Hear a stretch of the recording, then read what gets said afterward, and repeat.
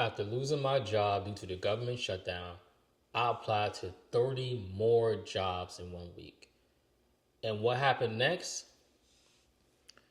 This really pushed me to my breaking point. Let's check out this interview. Thank you for joining us this morning. The position we're interviewing for reports to me. And just to give you a little bit of the background before the panel introduces themselves, we are doing first round interviews this week. And then.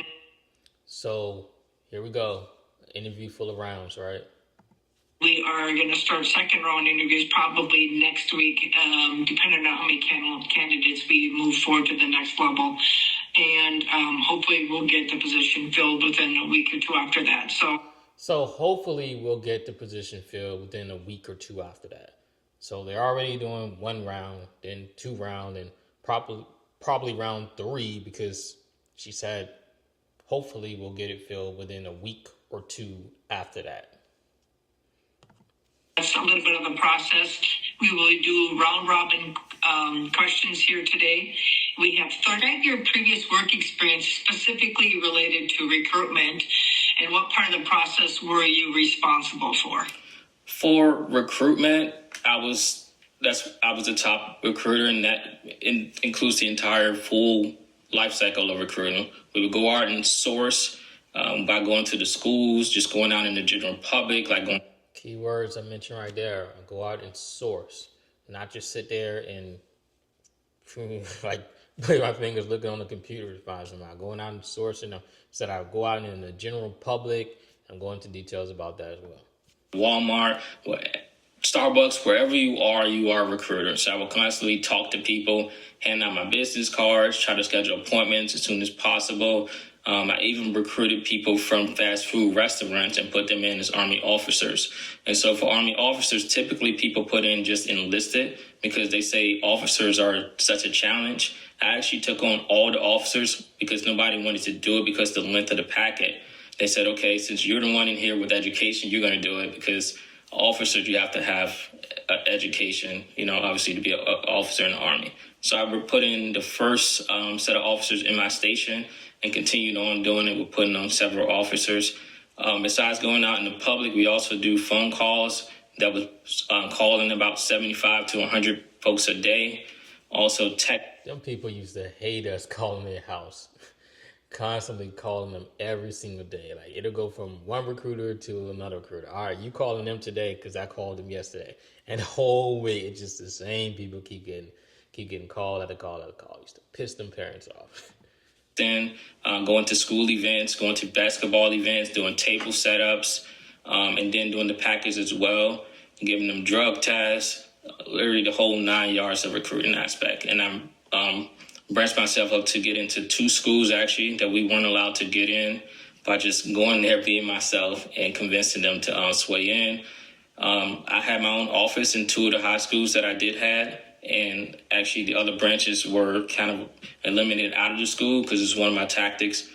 So I have a couple of follow-up, and it's just a yes or no if you have the experience in that. Do you have experience drafting job postings? Yes. Did you experience recommending starting pay for new hires? No. Did you identify other sources to advertise positions? Well, it sounds like you talked a little about different avenues, but yes. Is that part of your job then, I'm assuming? Yes, but I want to add in addition to the question where I said no, because the pay is already there on the GS structure. So you don't have to put the actual pay is already there. Got it. And then did you assist with interviews and or scheduling of interviews? Yes. All right. Thank you. Thank you. All right, Marion, so what experience do you have related to making sure candidates meet the minimum qualifications for a position?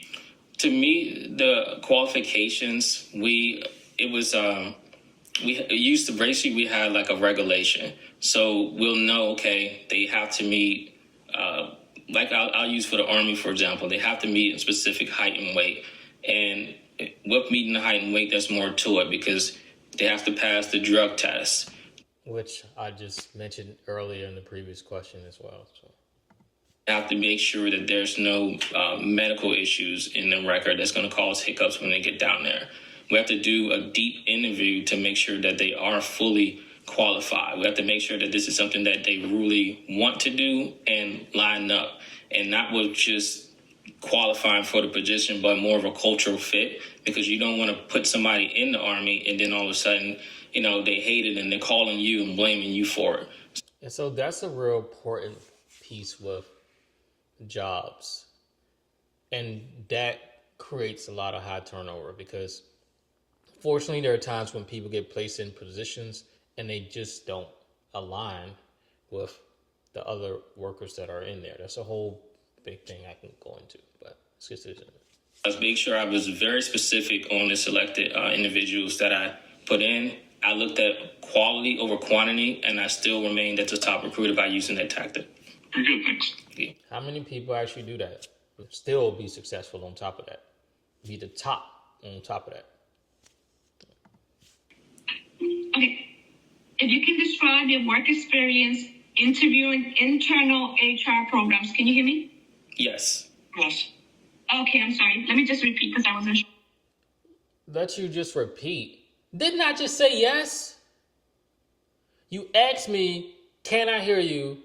I said yes, and another person on the panel said yes. That's yes twice. So why are you repeating the question again? You can hear me. Describe your work experience reviewing internal HR programs. What is going on here? Can't even get the question out. But see, the way that you interview, this is this. When you got the interviewer can't even get the question out and then repeating the question for what? When not just me, someone else on the panel said the same thing. Yes, we heard your question. So why are you repeating it? See, this is a big problem. You have all these people who are interviewers who aren't qualified to interview. They don't know what they're doing. I mean, you literally have the sheet of paper right in front of you to read the question. To read the question. Read this is reading. Reading. How?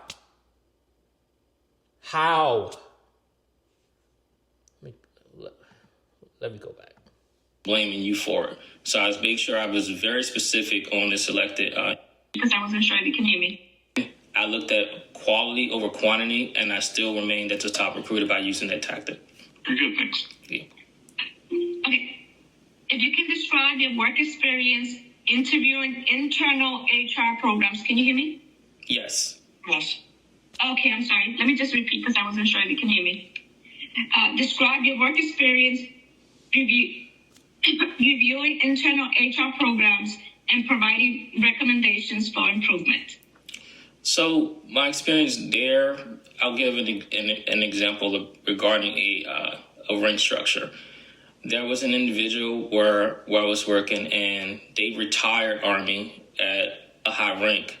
Now, the position that they were filling was not equivalent. And a lot of times when people get out of the military, they don't understand that the pay grade and rank is not the same thing. And so they think, okay, since I got out of this rank, this is my pay grade. So he was being rated by someone with a pay grade that in their eyes was lesser of their rank. So it turned to actually an ER issue, and I had to pull the regulation, of course, and break it down to them how the structure is organized and that this individual is qualified to. For some of y'all old jargon, this is an HR interview. I said ER, there's no way that a person interviewing me that don't know what ER means. And they're HR. They're HR. Come on. Let's go. Actually rate you and manage you. All right, Marion, describe your work experience. Excuse me. What is going on in this interview, y'all? Because here we go again with the same old... Let me clear my throat, right? Here we go again. But let the person, let me do that. Let me do that. the person being interviewed, let me do that, right? Then it's going to be an immediate problem. Then everybody in the comments is going to be talking their crap on top of that. But it's okay when the interviewers do that, because this happened not by one panel member, now by another panel member. And I mean, again, the questions are right there, especially for that first person who couldn't read. Reading here. Let's go. Work experience related to workforce or leadership development? I would say for workforce, it's because of being Army, I think the most relative thing, honestly, would be the manpower analyst. And that's when I basically did manpower assessments and manpower studies on different units. So they will have a change management program that they're trying to implement. And with that, we will pull all their data first and determine basically what's the minimum manpower needed to do the role. And I think you kind of touched on this before, but what's your... Hold up. Wait a minute. Did y'all hear that? He said, I think you kind of touched on this before. So I'm not showing the entire interview, but that shows you right there that they're asking the same questions over and over and over. Even in this interview, you can see they're asking somewhere over and over again with the information that's already here included. But he just said, I think you already touched on this before, because I already did. Because on your sheet of paper, you have the same question written multiple times. You have it on your sheet. She has it on her sheet.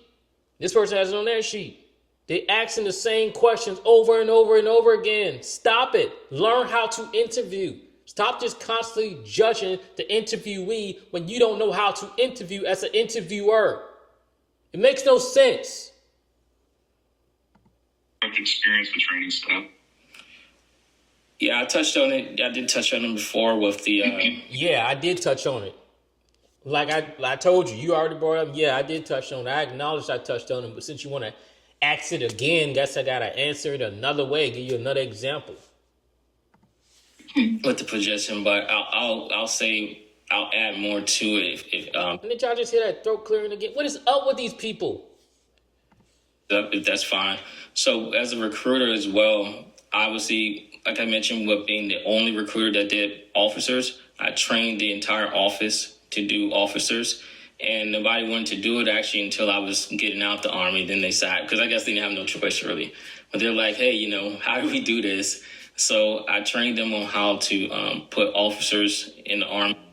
You have sway over people, it sounds. I was the top recruiter. You got to do that to be a recruiter, that's right. I had to. Officers. That's very nice, Tim. Thank you. So there's another training question for you. Here we go, another training question. And guess what? How many of y'all think it's going to be a question that was already asked? Oh, gosh. experience facilitating staff training? If so, what type of training?